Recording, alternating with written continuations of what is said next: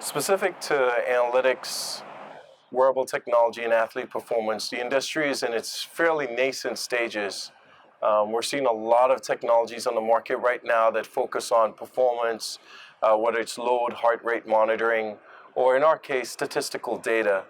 I think that what we're going to see in the future is the juxtaposition of a lot of the data that's coming out of those different technologies, because that's the holy grail, being able to understand and leverage the data from all these different disparate sources, and then being able to integrate those sources to be able to get to a point where you're providing true insights, not just based on one-dimensional components, but based on a holistic view of what's going on in the market. As I said, it's a very nascent market, but with the evolution of technology, with sensors getting more powerful, tracking more data, with batteries, getting even smaller. I think there's a lot of amazing things to come within this industry.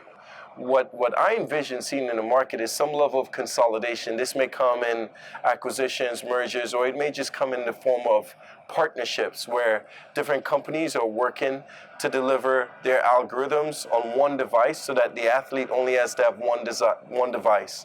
You're seeing this whole evolution or creation of this athlete management system, which can aggregate data from all these different sources and then provide one holistic view.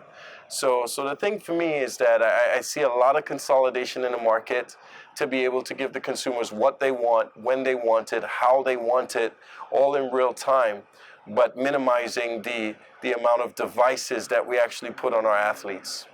When you think about all these different sources or all these different devices, I mean, that's a challenge. Because the consumers or the athletes that are using it, or the sports and medicine group who needs to get the data, it's an extremely confusing market. It's extremely tough for them to be able to aggregate and take data from all these different sources. So that's a pretty big challenge. And that's why I say, consolidation and being able to deliver one holistic view of all these different sources is going to be so critical. And having the outcome is so important because now you can look back and say, what are the factors that determine that outcome? And how could you adjust those inputs and factors to help determine the outcome?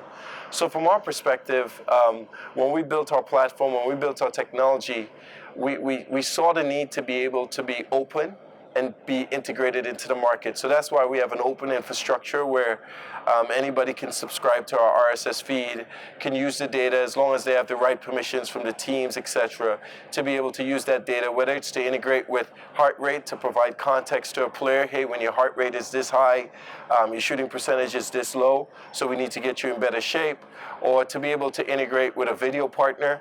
So from us, the way that we're trying to help and move the market forward is by providing an open API and an open infrastructure that allows us to make our data available, and our willingness to partner with all partners that can leverage our data and that we can leverage their data to give the consumer a more holistic, streamlined approach and access to the data. Historically, what we've seen is all data or all wearable sensing or even using computer vision in some of the solutions in the market has been so expensive that people really try to target the elite pro athletes or the elite teams. And the fact of the matter is that some of these groups below the pro athletes are the groups that can benefit from the automation or benefit from the analysis of the data, because they don't have the supporting cast around them like the pro teams do. So I think one of the big opportunities that we see, and it's what we try to focus on, is making sure that we can level the playing field and bring this to every single level of the game, because we believe that's where probably the most value is. Additionally, it's definitely where the biggest audience is, right? Versus 30 NBA team, you've got 20,000 plus high schools, X thousand colleges.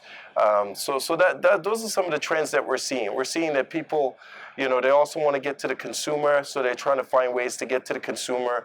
And we're seeing major trends in regards to not only making it available at the elite levels, but making it available at every single level of the game and leveling the playing field per se.